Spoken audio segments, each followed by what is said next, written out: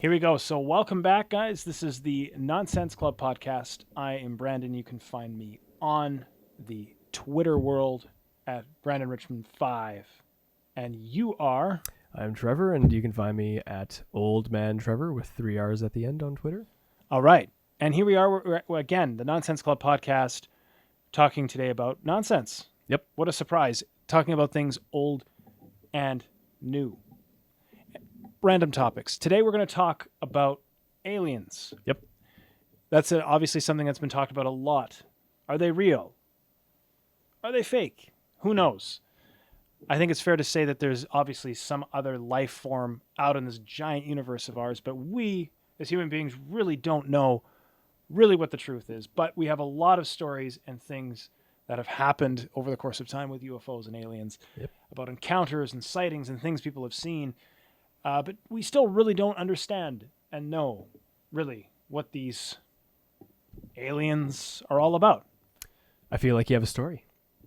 Well, a story that I could link of many. There are thousands of UFO stories that have been brought on around the world, and one of them is quite local to us. Yep.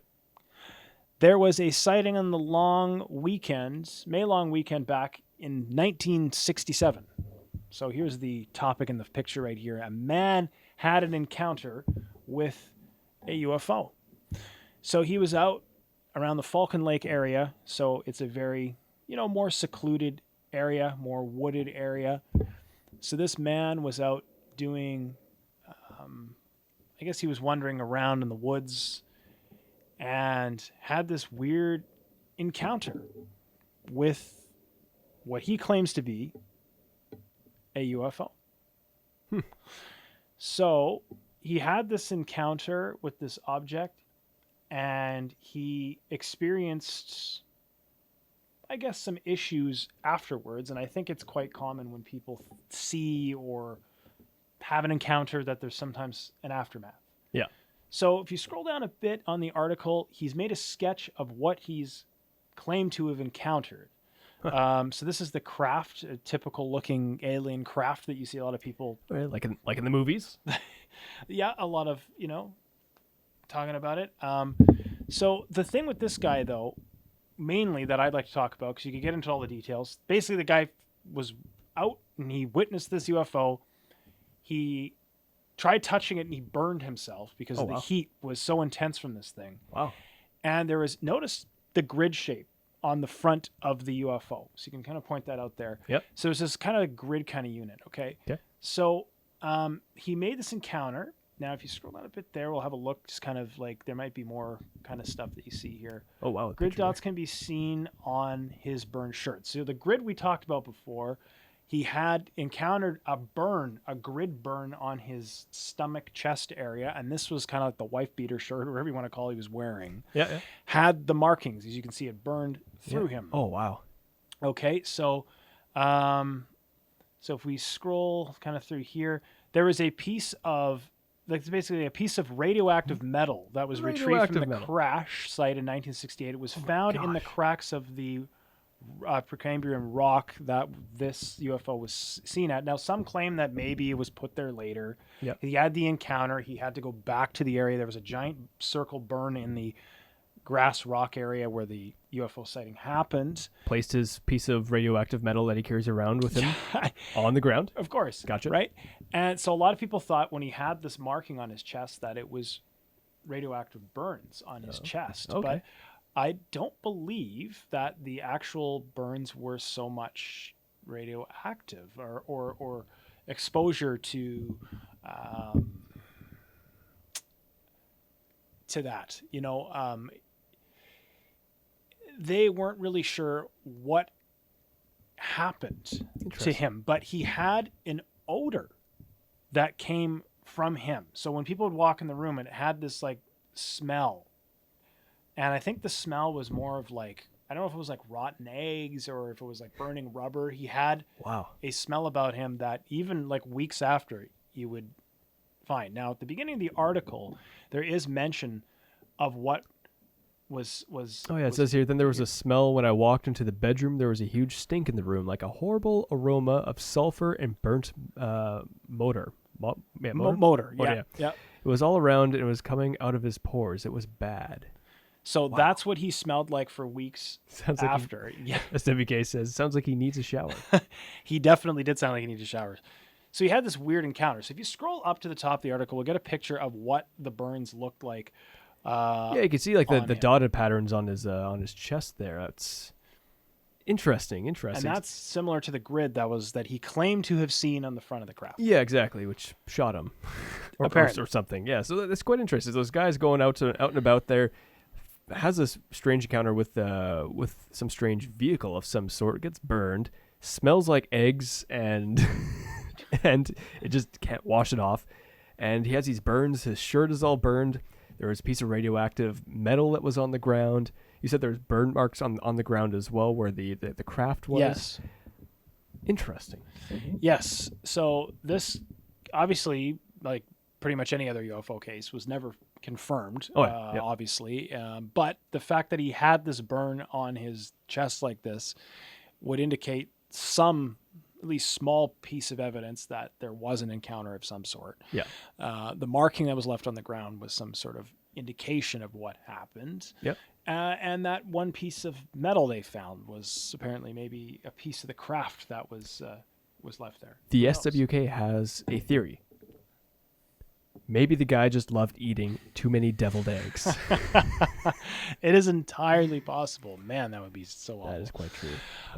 But that is this very, very abridged, brief story of the Falcon Lake incident Interesting. that was documented as maybe being one of Canada's best UFO stories that is still baffling people some 50 years later with that bit of evidence there. So that is an interesting case of, like I said, he makes the encounter, touches the craft. It was super hot, apparently. And like I said, woke up with these burn marks that took years to go away, apparently. Years to go away, wow. And doctors could not figure out what it was. They thought it was radiation burns. They thought it was exposure to radiation, but they were able to determine that it wasn't radiation exposure. So what was it?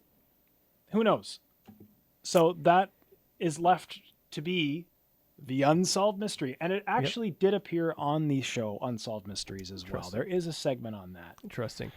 So anyways, that's one UFO story. The one that I have happened in Zimbabwe.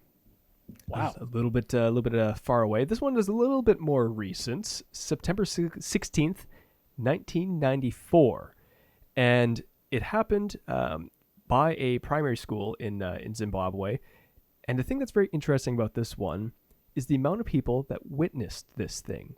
So as you can tell by this little drawing here, it's a kid did a drawing, but Beautiful sketch. very beautiful. Hang on the fridge quality. Anyways, Definitely. there's about 60 kids that describe seeing a disc-shaped craft land behind the school during the morning break. Now, I've read a couple other articles on this as well, and a lot of them have said that all these kids saw this UFO land, like in the trees near the school, and a lot of them had said that they saw what would be like, I guess I'd describe it as like a stereotypical alien, I think they said that they're about 3 feet tall, almost wearing like a wetsuit. It looked like the big eyes, like this, very stereotypical. But all these kids described it in the same way. And when they saw this, if I remember correctly, they were scared, as I think most people would. And they said they saw this one, and then in a blink of an eye, the alien was gone. The craft was still there, but then another one appeared near the craft as well. So they weren't sure if it was just one that moved very, very quickly, or if it was another one that showed up. But all these kids saw this craft, this spacecraft, and these kids ran to there's one teacher that's outside supervising. They ran to the teacher, and the teacher didn't believe the kids, but all these kids were saying that they saw this. So the teacher's like, "Hey, what the hell's going on here?"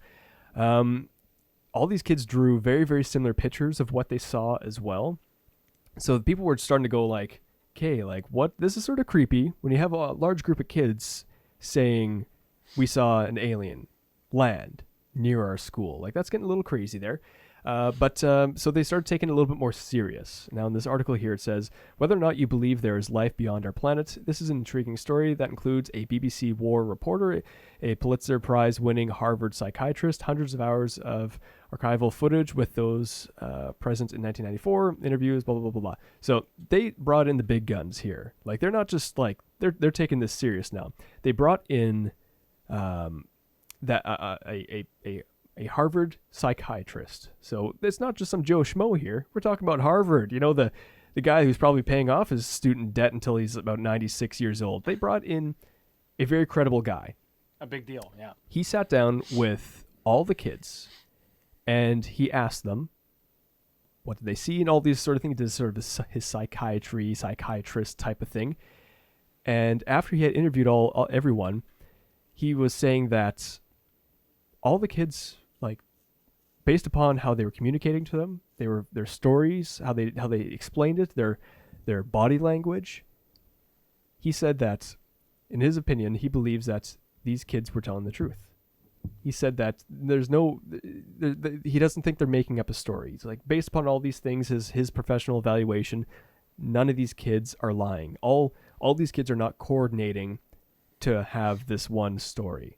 Right. They weren't sat down and said, you guys, this is the details, remember it. Exactly. Here's the thing that gets even, I consider, a little bit crazier. Fast forward a number of years when these kids are now in their 20s and 30s. Because when this happened, they were between the ages of 5 and 12 years old. So fast forward when they're 20 and 30, they get interviewed again. Their stories are the exact same. Wow. Are you really going to hold a lie for that long? Maybe, but I find it sort of odd that out of all the kids, it seems very difficult to coordinate a lie for that long. Usually when you're a kid, if you've made something up, chances are you're not going to remember the same story correctly years later unless it actually happened. Exactly. So I just thought that was just so fascinating, so interesting that a large group of kids, what they thought was a UFO, they all drew the exact same or very, very similar pictures. As you can see, like there's this one, little blinking lights, and this one over here. And they kept to their stories even as adults. Like, if I was a kid making up something, then, grow up to be an adult, I'm going to just say, like, yeah, I didn't see an alien. I just threw a Frisbee in the air and pointed it out and said, like, oh, it's an alien. Like, no, like, there's no reason to maintain that lie. But when you have a large group maintaining their story, I think that's very interesting. It's, maybe they all missaw something, but like I said, since it's a large group, it's very weird. I think that's the easiest way to describe that. It's very, very, it's very unsettling. weird. It's again another unsolved mystery. Kind of falls within that category of the unexplained. And that UFOs and aliens have always been part of that realm. Exactly. I mean, it of the unexplained. There's just not enough evidence, and just one of those things where I don't think we'll ever really get the full answer on that, just because I think there's just too much risk in creating a lot of mass chaos if too much information was released on that kind of stuff. Exactly. And I got one more small one to fit in here. It's not alien related, but it's mystery related. Right. So I'm just tossing that in there before we wrap up the episode here. So this one is another Canadian-based story. This is a current story. This is happening right now. The unknown person. For 6 years, a man who refuses to identify himself has been held in a Canadian maximum security prison. This is the gentleman there.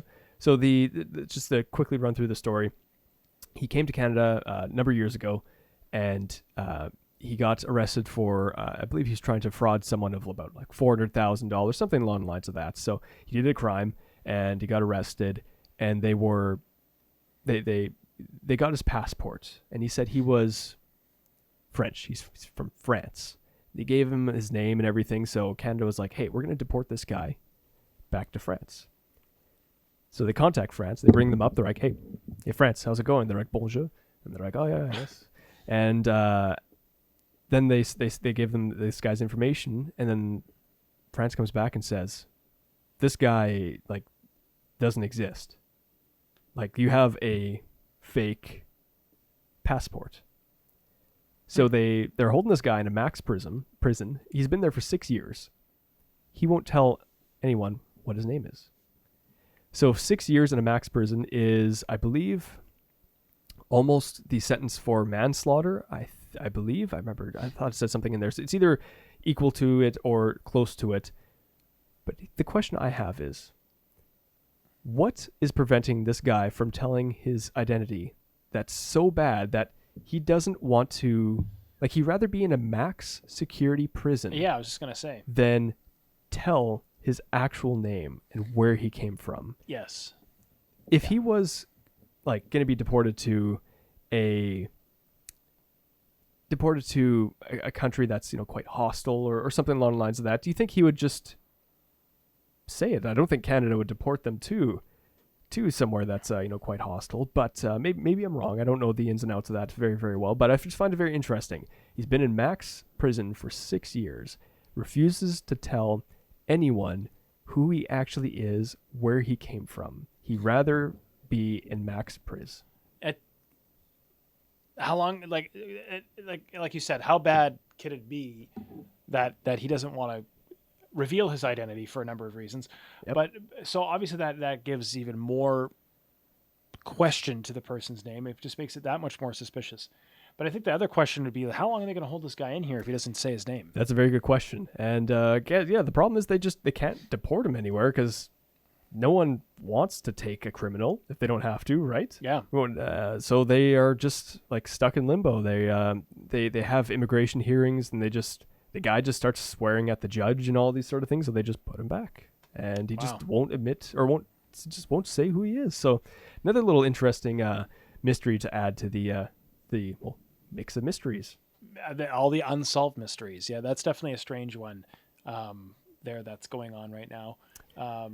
Obviously there's much more of a story. Will we ever find out? I think it's up to him if he decides to reveal himself. How long can he hold out sitting in a prison like that? Yeah, exactly. But maybe he's an alien. Maybe he's an alien. You just never know. You never know. Well, I think that for those on Twitch, we're gonna be wrapping up this episode, but we're not going to quickly run away after we finish it. But for those that are going to be watching this on YouTube when it gets uploaded one day, this is going to be a wrap for this episode of just weird, mysterious stuff. So, of course, at the Nonsense Club here, we'll talk a little bit about everything. A little bit of nonsense from today, yesterday, and a bit of in between. And whenever, yeah. So, well, stay tuned. We'll get some more episodes uploaded, hopefully soon. As soon as possible. And you can obviously watch this live on Twitch as well as we record these things. We, don't do it super frequently, but either way, you can follow us on Twitter. I'm Old Man Trevor with 3 R's at the end, and Brandon Richmond 5 on Twitter as well. So you can follow us on Twitter if you want to just figure out when we're going to be having, recording the next set of podcasts, and contribute any content if you want us to chat about it, and just sort of go from there. But yeah, for those watching on YouTube, we are gonna wrap it up now, and for those on Twitch, we're going to be on here just a few minutes afterwards, so please hang around a little bit. But thanks for listening, and hope you enjoyed, and hope you don't come across any aliens. Just gonna say, be careful, people. Be careful.